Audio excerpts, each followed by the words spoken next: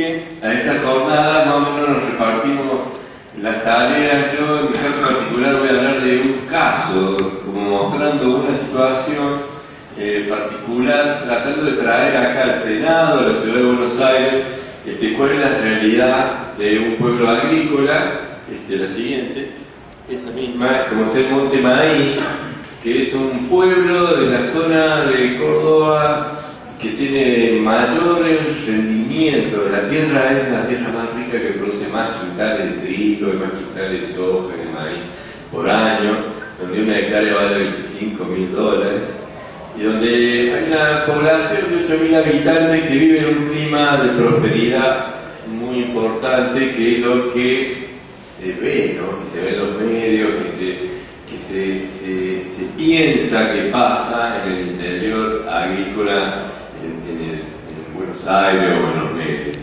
Nosotros fuimos citados en nuestra facultad por el intendente y por un grupo de vecinos, porque ellos habían notado de que estaban muy afectados de enfermedades graves, que no tenían, que era una comunidad tranquila, que tenía de trabajadores y que tenía las enfermedades comunes, pero que de pronto habían empezado a notar que la gente se enfermaba masivamente. De hecho, el intendente está enfermo de cáncer, el cura se murió de leucemia hace 2 años, el director del hospital también, y como dice Serra, faltaba el comisario, pero el comisario del asunto lo cambia todos los años, así que no se enfermó. La siguiente. Nosotros fuimos con un equipo de estudiantes de medicina, pero también con un equipo de geografía, y un equipo de química de la Universidad de La Plata, con el objetivo de analizar la salud del pueblo en particular, pero también analizar el ambiente, analizar cómo está funcionando el sistema productivo principalmente en relación a la salud. La siguiente. Este pueblito, como muchos, está en un lugar que ha sido totalmente modificado. Ya no hay pastorales, no hay monte, no hay bosques, solamente se han desecado las lagunas, los esteros que había, y predominan los cultivos alrededor del pueblo. La siguiente. Bueno, nosotros buscamos hacer un diagnóstico. La siguiente. Hicimos un relevamiento casa por casa. En ese mapa está cada una de las casas de las cuales nosotros recibimos información. Tenemos información de 5.000 personas, estuvimos trabajando 5 días, nos instalamos con 70 personas, apoyados por la universidad y por el municipio. Que es, para nosotros Córdoba era una oportunidad única, que nunca habíamos podido hacer un trabajo tan profundo, porque generalmente donde se habían hecho evaluaciones epidemiológicas, las autoridades estaban en contra, nos ponían una serie de trabas y había dificultades para que la gente realmente pudiera expresarse libremente lo que le estaba pasando. La siguiente. Bueno, el pueblo, lo llamativo del pueblo es que esta zona es la zona de menos necesidad básica y satisfecha de Córdoba y del país.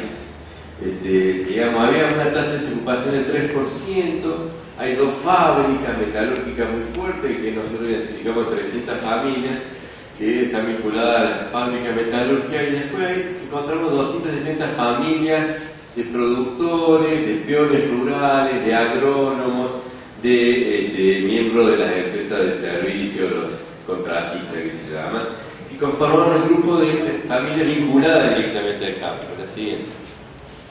Bueno, empezamos a relevar una serie de enfermedades que los mismos médicos locales y los vecinos nos habían dicho que eran lo que ellos estaban sufriendo, entre ellos problemas tipo asma. La siguiente. Nosotros encontramos como ser que el asma en nuestro país tiene una tasa de prevalencia, o sea, la cantidad de personas que tienen asma normalmente, si toma el grupo de 13 y 14 años, es el 10%, el 12%. Nosotros encontramos que el 40% de los chicos de referencia internacional para asma tienen asma, se hacen disparos con beta 2, con broncodilatadores, lo cual mostraba que una tasa que era 3 veces más de la siguiente. El hipotiroidismo, que es otro problema que se había detectado, encontramos que en vez de tener una tasa del 6%, que era la habitual, nosotros estábamos en otro país con el 11% de los mayores de 20 años que toman pastillas para la tiroides. No es que tenían un diagnóstico, sino eran los que estaban tomando la medicación. La siguiente. Otras enfermedades como el lupus, la artritis reumatoidea, que son enfermedades menos frecuentes, también estaban muy aumentadas. Normalmente hay un lupus eritematoso cada 500 habitantes. Nosotros teníamos un lupus eritematoso en una tasa que llegaba a 1300, por ahí.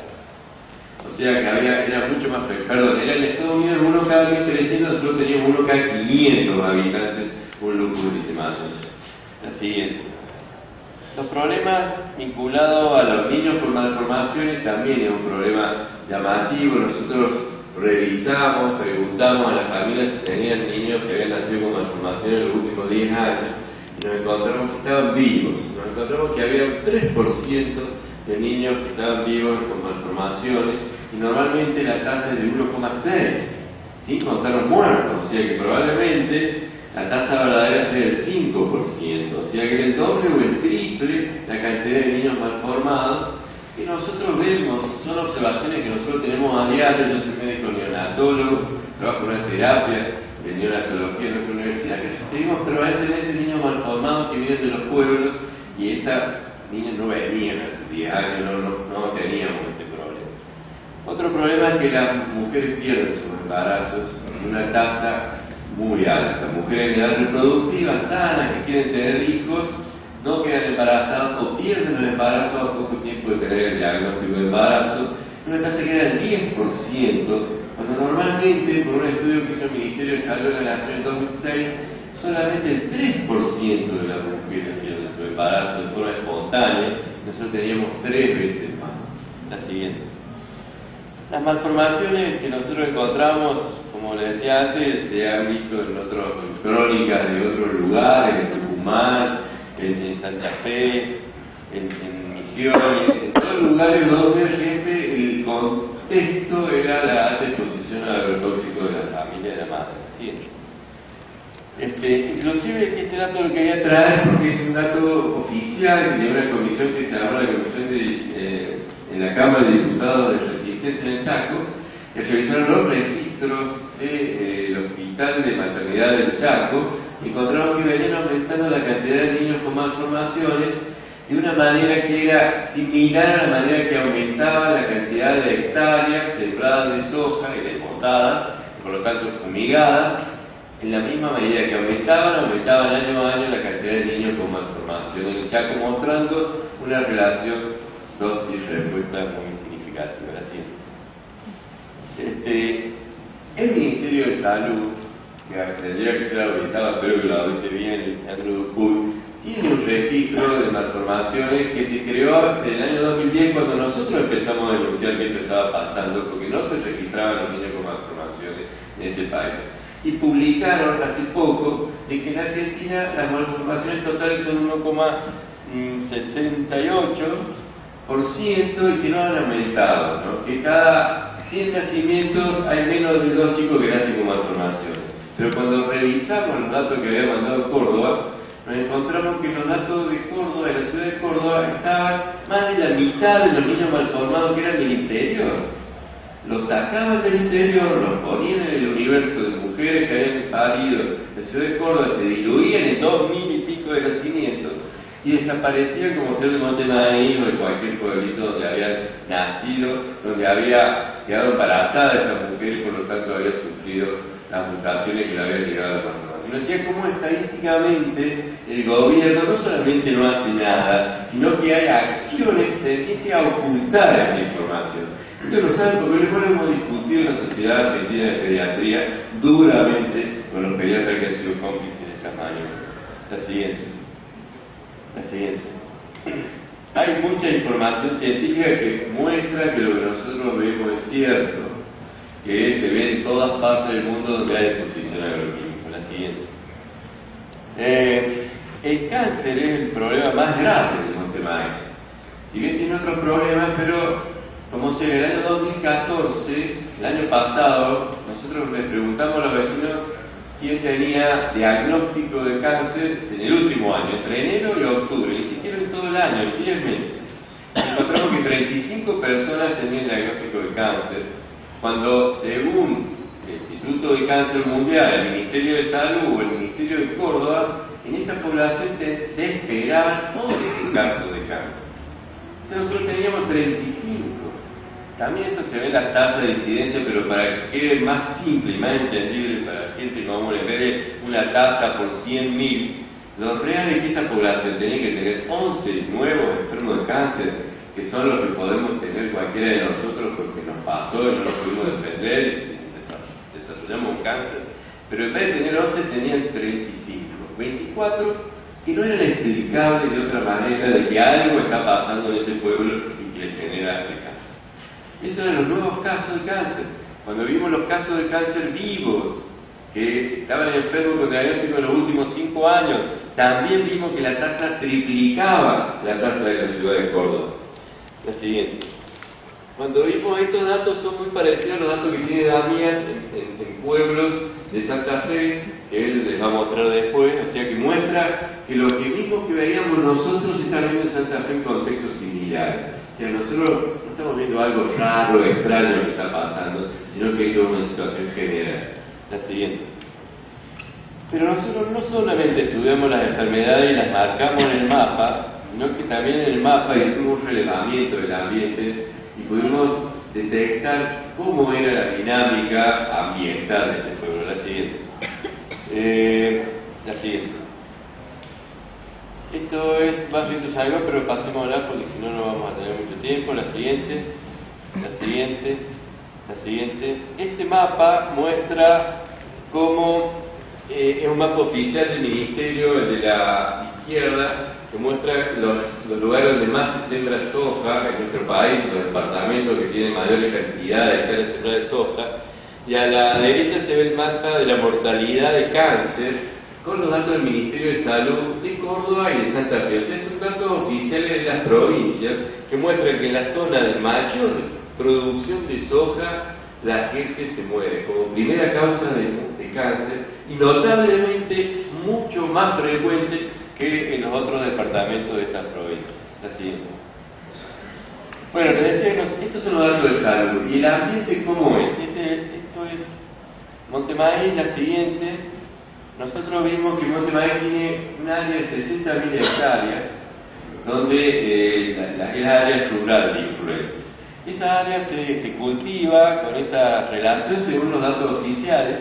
Y según lo que hablamos con los productores, con los aplicadores, los gente que manejan los mosquitos de fumigar, nos contaron que ahí se usa 15 kilos de pesticida por año por hectárea. Eso es lo que se está tirando hoy, son los datos oficiales, que cuando uno busca en las redes de productores y fumigadores también encuentra que realmente estas dosis son las que realmente se están aplicando por hectárea en nuestro país. Eso significa que en esa área se utiliza casi 1 millón de litros de agroquímicos, 975.000 litros de agroquímicos. Nosotros fuimos a la siguiente, fuimos alrededor a ver las escuelas, encontramos que las escuelas de la zona de los parajes rurales estaban absolutamente despobladas. Había 2 o 3 chicos, cuando antes había 40 alumnos.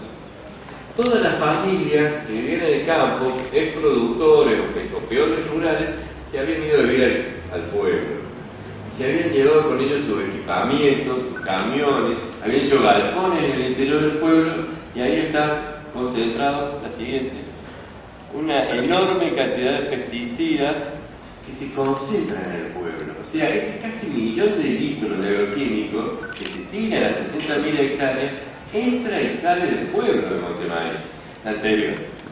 En cada una de esas casitas son los 22 depósitos de agroquímicos que encontramos en el interior de Montemaíz, cuando el intendente del municipio tenía registrado 4 depósitos de agroquímicos. O sea, esta es la realidad de la producción agraria. La producción agraria es fumigar, fumigar, fumigar, fumigar y cosechar y sembrar. Pero casi todo el tiempo fumigar, utilizando grandes maquinarias, utilizando 15 litros de veneno por hectárea por año. La siguiente. Estos son los depósitos que nosotros encontramos. Entonces nosotros hicimos otra cosa, la siguiente. Tomamos muestras con Damián, tomamos muestras de agua y de tierra, de los campos, de las calles de Montemaíz, y nos encontramos lo siguiente, que en las veredas y en las calles, cerca de los depósitos de agroquímicos, la cantidad de pesticidas que había en el suelo del pueblo era casi 100 veces más alta que la que había en los campos. Pues tomamos muestras de los campos y encontramos una cantidad de glifosato, de clorpirifos, que era 100 veces menos que la que había en las calles del pueblo. ¿Por qué? Porque en el campo fumigan cada 20 días, pero en el pueblo entran y salen y están ese millón de litros de agroquímicos todo el día al lado de las casas, al lado de las escuelas, al lado de las plazas. La siguiente. Estos son los valores. La siguiente. Todo este material está publicado en internet en nuestra página. La consecuencia de todo esto fue un informe claro de que lo que nosotros habíamos visto y recomendaciones para que Montemaíz ponga algún límite con los agroquímicos.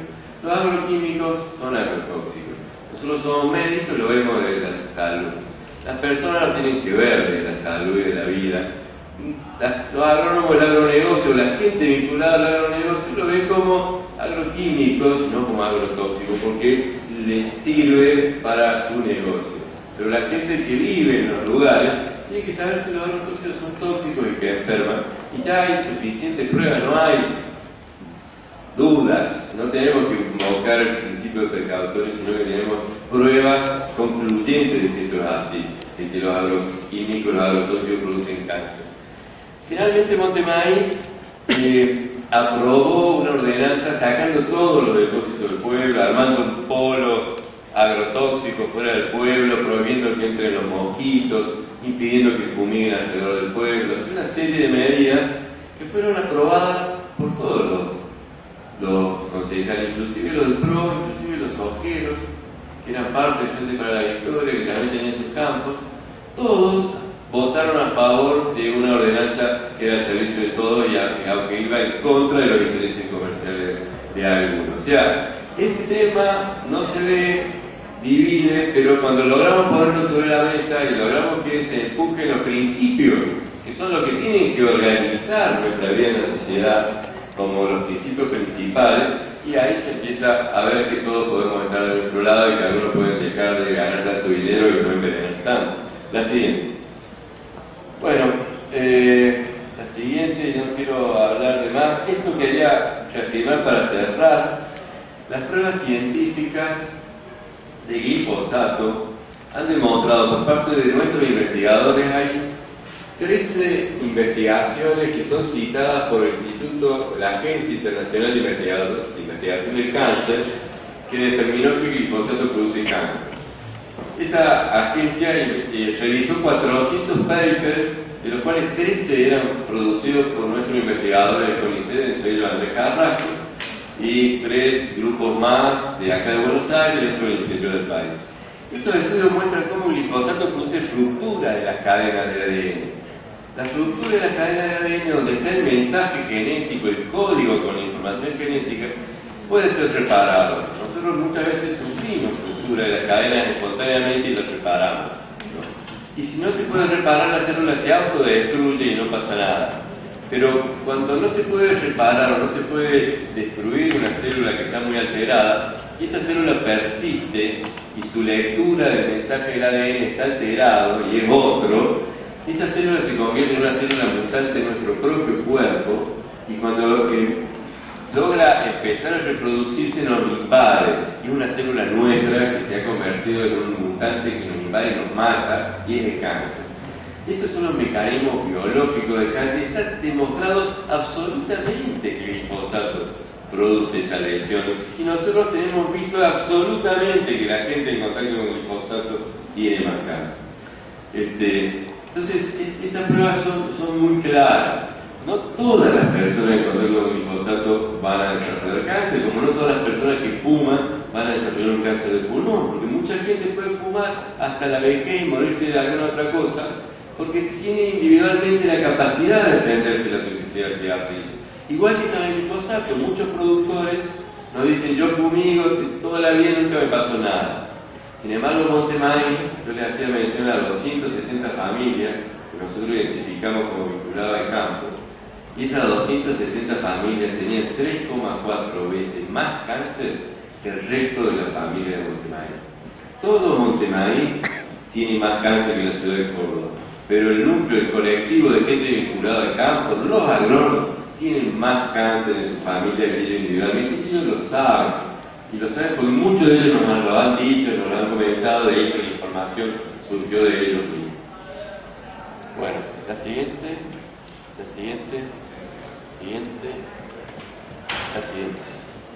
Bueno, el problema de los agroquímicos no es un problema solamente de los productores o de la gente de estos pueblos tan ricos.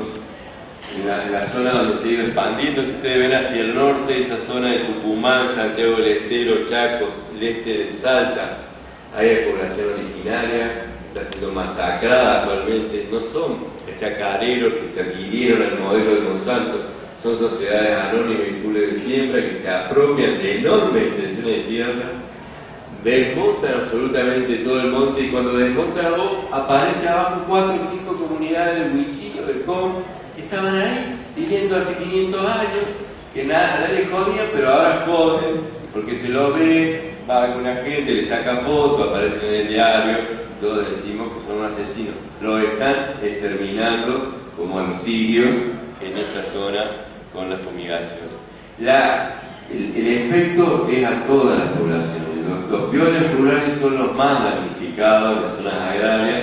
Nosotros tenemos una familia de 3 hermanos, los hermanos Torres, que murieron de cáncer, los 3, cuando su patrón también tenía cáncer y el nieto de la nieta del patrón también tenía cáncer, pero los patrones óperos se podían tratar en el hospital italiano de Buenos Aires, pero los peones rurales solo pudieron acudir a la obra social de los peones rurales, que sabemos que está procesada por los medicamentos truchos de citostásicos en algún momento, que fue la época en que los muchachos todos quedaron enfermos y seguramente fueron tratados con placer. Esto muestra cómo la inequidad ambiental se suma a la inequidad social, ¿no?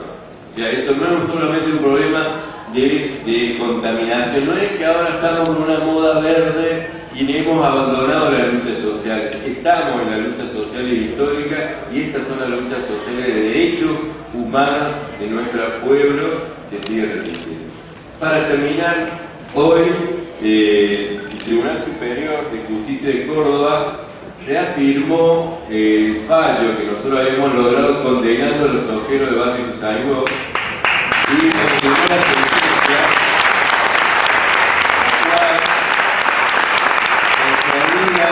consolida una institución judicial en el sentido de que si se fumiga y se contamina, poniendo en peligro a la gente, la salud de la gente, eso es un delito.